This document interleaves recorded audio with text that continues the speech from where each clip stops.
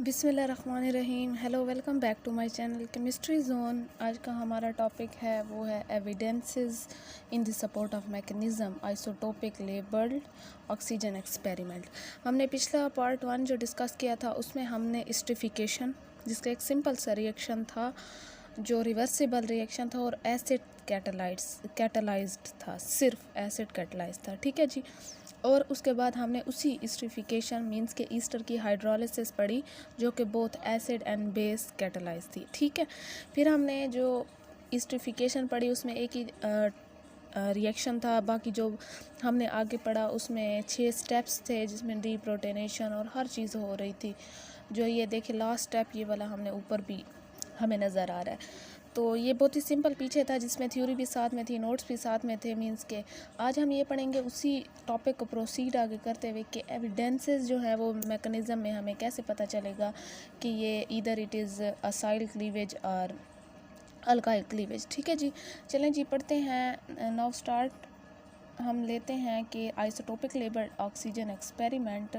When isotopic labelled Easter is used the oxygen 18 means कि हमने oxygen 18 को जो है वो लेबल किया है 18 से, ताकि हमें पता चले कि ये वाला ऑक्सीजन कहाँ जा रहा है, अल्कोहल में जा रहा है या हमारे पास कार्बोक्सिलिक एसिड में जा रहा है। ठीक है जी। Appear in alcohol rather than in carboxylic acid it show that the acyl bond oxygen bond is cleaved.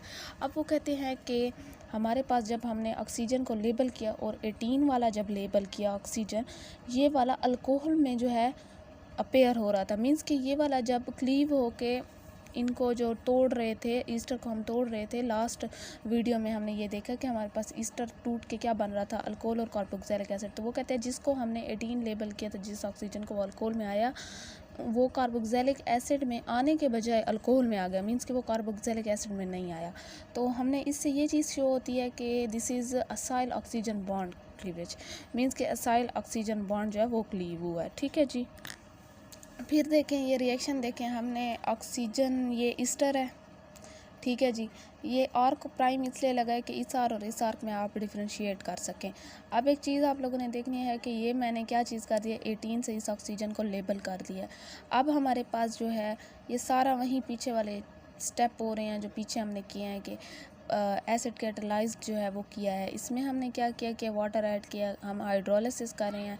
Same वैसे हुआ कि जैसे यहाँ वाटर ऐड होगा ऑटोमेटिकली जो है ये वाला जो बॉन्ड है इस पे शिफ्ट हो जाएगा ताकि कार्बन 4 बॉन्ड की वैलेंसी पूरी कर सके। यहाँ 4 बॉन्ड की फुल है ना, यहाँ इस पे इसलिए पॉजिटिव है कि इसने एक यहाँ भी बना हुआ है, 2 यहाँ भी बने हुए, तो ये ऐसा करेगा कि एक बॉन्ड जो है ये अपने ऊपर शिफ्ट कर लेगा, मींस कि अपनी डेफिशिएंसी को ख़त्म कर लेगा। इसे यहाँ से इलेक्ट्रॉन्स मिल जाएंगे, इसकी डेफिशिएंसी ख़त्म हो जाएगी। पहले इस पर पॉजिटिव इसलिए था कि इसके 2 के अलावा ये एक हाइड्रोजन के साथ बॉन्ड बनाया हुआ था और इसके पास इतने इलेक्ट्रॉन्स नहीं थे कि ये बनाता, तो इसके पास डेफिशिएंसी आ गई। ठीक है। अब जैसे हमारे पास वाटर यहाँ ऐड होगा, वाटर जैसे ऐड होता है इसने अपना ये वाला बॉन्ड लेके अपने सर पर चढ़ा लिया, ये पॉजिटिव चार्ज ख़त्म हो गया। अब पॉजिटिव चार्ज किस पे आ गया, वाटर पे आ गया फिर से।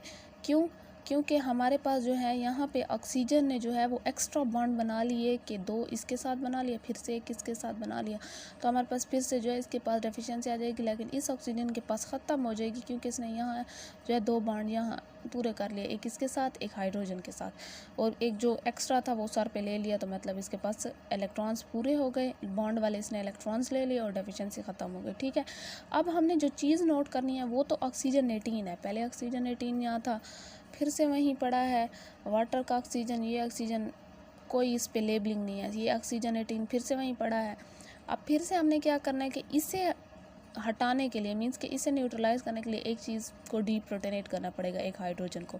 तो हमने इसे जो है ना यहाँ से निकाल दिया, यहाँ फिर OH बच गया, यहाँ भी OH बच गया, लेकिन ये 18 वाला वहीं का वहीं पड़ा है, हमने वहीं लेबलिंग करते जाना है उसी ऑक्सीजन को। बस ये ध्यान में रखना है कि ये जहाँ पे जाके कहाँ पे रिएक्ट होगा, कैसे होगा। अब पीछे हमने ये देखा कि ये वाला जो ऑक्सीजन था वो H पॉजिटिव मतलब प्रोटोनेशन हो रही है, ये उस पर रिएक्ट होकर क्या अल्कोहल बनाएगा।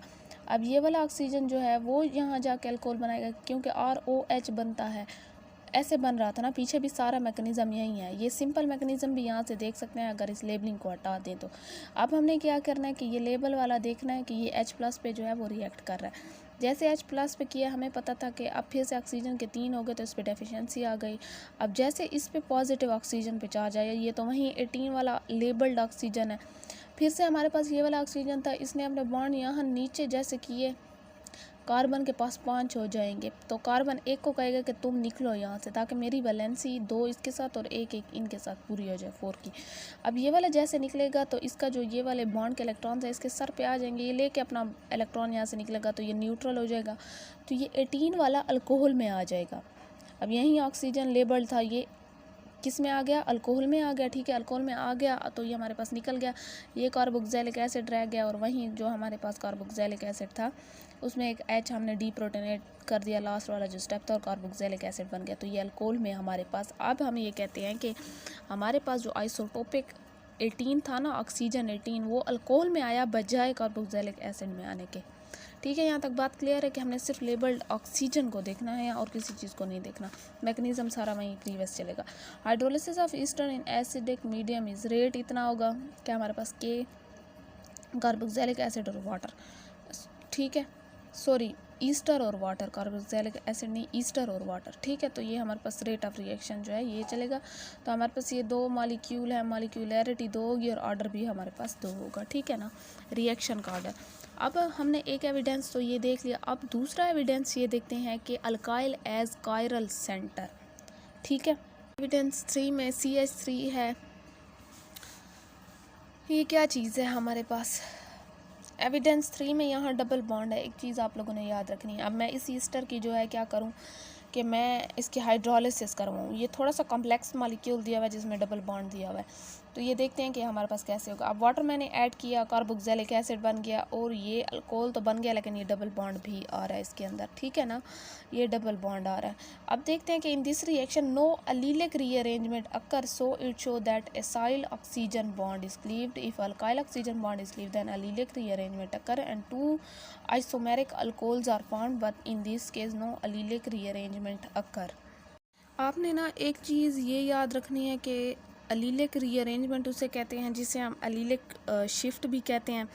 यहाँ हमारे पास जो है वो कहते हैं कि एक ऐसा केमिकल रिएक्शन होता है जिसमें केमिकल ग्रुप जो होता है एक पोजीशन से हम दूसरी पोजीशन पे मूव कर सकते हैं कोई भी मॉलिक्यूल में। ठीक है ना, मतलब कि चेंज इन स्ट्रक्चर आता है, तो वो कहते हैं कि यहाँ हमारे पास जो है अलीलिक रीअरेंजमेंट अकर नहीं हो रही। मीन्स कि हमारे पास अलीलिक रीअरेंजमेंट डबल बॉन्ड में होती है, जहाँ डबल बॉन्ड हो, एक जगह से ग्रुप जो है वो शिफ्ट करके मॉलिक्यूल में फंक्शनल ग्रुप शिफ्ट करके दूसरी जगह ले जाते हैं, और जो है यहाँ ऐसा कुछ भी नहीं हो रहा यहाँ। इसलिए ये प्रूव है हमारे पास कि यहाँ पे कोई भी किस्म की जो है रीअरेंजमेंट अलीलिक नहीं हो रही, क्योंकि डबल बॉन्ड की वजह से ना कोई फंक्शनल ग्रुप यहाँ से वहाँ चेंज हो रहा है, ना कोई रीअरेंजमेंट हो रही है। तो ये एसाइल ऑक्सीजन बॉन्ड जो है वो क्लीव होने की ये एक निशानी है। ठीक है ना, कुछ कंडीशंस हैं, जैसे अब हमारे पास मैं कहूँ कि अलीलिक रीअरेंजमेंट नहीं हो रही या मेरे पास रेसिमाइजेशन नहीं हो रही, तो ये एसाइल बॉन्ड जो है वो क्लीव करने का क्या है, ये नया मतलब कि हमारे पास यही कंडीशंस हैं या तरीके हैं।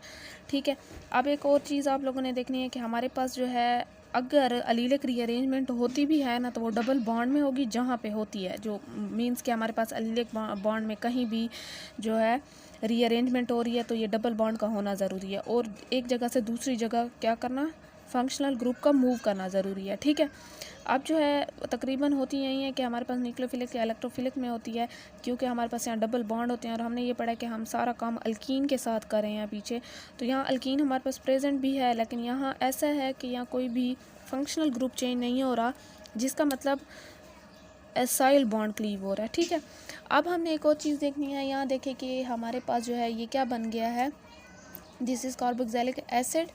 ठीक है, और ये अल्कोहल, अल्कोहल में भी डबल बॉन्ड आ रहा है, लेकिन यहाँ कोई शिफ्टिंग वगैरह नहीं हुई, तो हमारे पास क्या है कि नो अलीलिक रीअरेंजमेंट अकर। सो कैसे होती हैं अलीलिक रीअरेंजमेंट का होना ना होना, ये सारी पीछे पड़ी हैं। अब लास्ट वाला हम देखते हैं कि वो कहते हैं, पहले यहाँ से पढ़ें, थ्योरी पढ़ते हैं कि in this reaction primary alcohol is formed. वो कहते हैं इस रिएक्शन में हमारे पास प्राइमरी अल्कोहल फर्स्ट डिग्री जिसे हम कहते हैं अल्कोहल फॉर्म होगा if alkyl oxygen bond is cleaved, then more stable carbocation is formed and cause tertiary, ये TER जो है ये टर्शरी को डिनोट करे, tertiary alcohol, but it is not formed, it show that acyl oxygen bond is cleaved. वो कह रहे हैं कि हमारे पास जो है इस रिएक्शन में प्राइमरी अल्कोहल फॉर्म होगा, क्योंकि हमारे पास यहाँ अल्काइल ऑक्सीजन जो है, अगर असाइल ऑक्सीजन क्लीव हुआ तब प्राइमरी बना है। अगर अल्काइल ऑक्सीजन क्लीव होता तो हमारे पास मोर स्टेबल कह दूँ या मोस्ट स्टेबल कह दूँ कार्बोकैटाइन होता, जो कि टर्शरी है। पहले टर्शरी स्टेबल है, फिर सेकेंडरी है। ये देखें, अगर मैं डिग्री ऑर्डर में लिखूँ तो टर्शरी है, फिर सेकेंडरी है, फिर जो है वो प्राइमरी है। ऐसे हमारे पास क्या है, ये ऑर्डर है स्टेबलाइजेशन का। तो वो कहते हैं कि अगर अल्काइल हमारे पास टूटता तो ये वाली चीज़ बनती। अब हमारे पास ये प्रूव है कि प्राइमरी बना है, ये चीज़ बनी है, तो असाइल ऑक्सीजन जो है वो क्लीव हुआ है। ठीक है, कि it show that acyl oxygen bond is cleaved. यहाँ तक बात क्लियर है। अब यहाँ पे आप लोग देखिए कि हमारे पास असाइल बॉन्ड क्लीव हो रहा था ना, ऑक्सीजन जो है यहाँ पे, सॉरी, असाइल बॉन्ड हो रहा था तो यहाँ से होता है। यहाँ मैं इन्होंने अल्काइल बॉन्ड क्लीव करके दिखाया है और यहाँ पे असाइल बॉन्ड क्लीव करके दिखाया। अब यहाँ पे देखें कि हमारे पास जो है, लेट सपोज ये सारा पीछे जितना भी हमने मैकेनिज़्म वगैरह किया है, इसमें हम वाटर वगैरह ऐड कर लेते हैं, तो हमारे पास क्या चीज़ होती है कि अल्कोहल जो बन रहा है वो प्राइमरी बन रहा है। ठीक है, कि फर्स्ट डिग्री बन रहा है, मतलब कि अगर कार्बोकैटाइन ये बनता है तो ये इसके साथ सिर्फ एक कार्बन जो है वो अटैच है, डायरेक्टली अटैच है, तो ये 1 डिग्री हो जाएगा। ठीक है, बाकी ये चीज़ें तो कार्बोक्सिलिक एसिड वगैरह तो वैसे का वैसे आएगा।